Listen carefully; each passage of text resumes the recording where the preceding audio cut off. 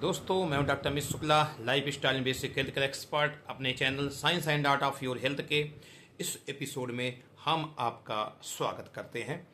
आज एक नई जानकारी के साथ आपके सामने फिर उपस्थित हैं और आज हम बात करेंगे कि इंसुलिन की नॉर्मल वैल्यू क्या होती है।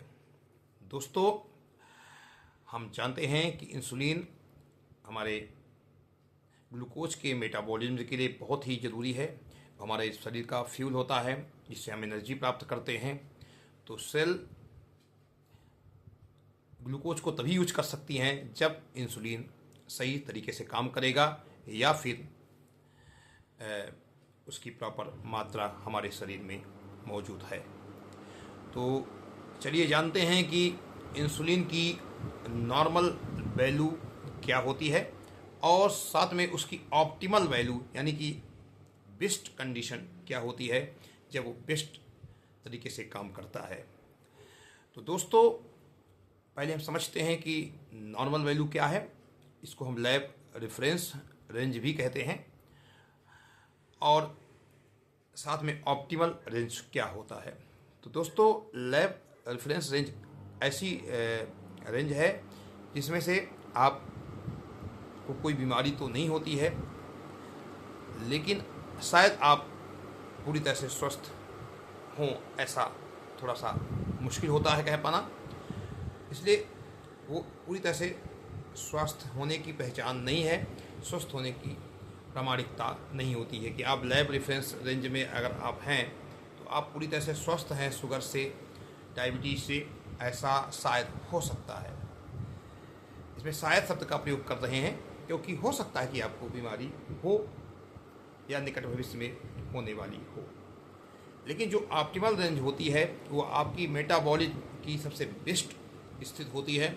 आप सबसे अच्छी स्थिति में होते हैं और आपको दूर दूर तक बीमारी होने की संभावना नहीं होती है। तो यहाँ हम जो बात करेंगे कि इंसुलिन की ऑप्टिमल रेंज क्या है और उसकी लैब नॉर्मल रेंज क्या है। तो दोस्तों, हम पहले बात करते हैं कि इंसुलिन की फास्टिंग वैल्यू कितनी होनी चाहिए। तो जो उसकी फास्टिंग वैल्यू है वो है 2 से 20 माइक्रो इंटरनेशनल यूनिट प्रति ml।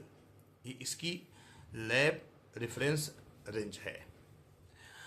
और अगर इसकी ऑप्टिमल रेंज देखें तो 2 से 8 माइक्रो इंटरनेशनल यूनिट प्रति ml होती है। यानी जब आप 2 से 8 के अंदर आपके अंदर इंसुलिन की मात्रा ब्लड में है तो आप ऑप्टिमल स्थिति में हैं, ऑप्टिमल रेंज में हैं। आप सबसे बेस्ट मेटाबॉलिक रूप से आप बेस्ट स्थिति में हैं। लेकिन आप अगर ये रेंज 2 से 20 में होती है के बीच में होती है तो शायद आपको इंसुलिन रेजिस्टेंस होने की संभावना हो सकती है। निकट भविष्य में आपको डायबिटीज भी होने की संभावना हो सकती है।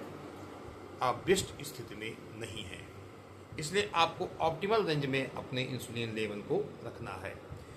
अब देखते हैं कि इंसुलिन का जो पीपी पोस्ट प्रांडियल रेंज क्या है उसके बारे में। तो जो उसकी लैब रेंज है वो है 16 से 166, 16 से लेकर के 166 माइक्रो इंटरनेशनल यूनिट प्रति ml इसकी लैब रेफरेंस रेंज है। लेकिन जो उसकी ऑप्टिमल रेंज होनी चाहिए आपकी बेस्ट कंडीशन को बताने के लिए वो है 30 to 80 माइक्रो इंटरनेशनल यूनिट प्रति ml। यानी आपका पीपी जो इंसुलिन लेवल है वो 30 to 80 के बीच में होना चाहिए। 16 से 166 के बीच में है तो वो भी आपका लैब रेफरेंस रेंज है, वो भी ठीक है। लेकिन इसमें इस रेंज में अगर आप आ रहे हैं तो शायद आपको निकट भविष्य में डायबिटीज़ या इंसुलिन रेजिस्टेंस होने की संभावना, टाइप 2 डायबिटीज होने की या इंसुलिन रेजिस्टेंस होने की संभावना हो सकती है। तो दोस्तों, इस चीज़ का विशेष ध्यान रखना है कि आपको ऑप्टिमल रेंज में अपना इंसुलिन लेवल रखना है कि ना कि लैब रेफरेंस रेंज में, तभी आप अच्छी तरह से स्वस्थ रह पाएंगे। शुगर के बारे में भी हम बताएंगे उसको अगले वीडियो में।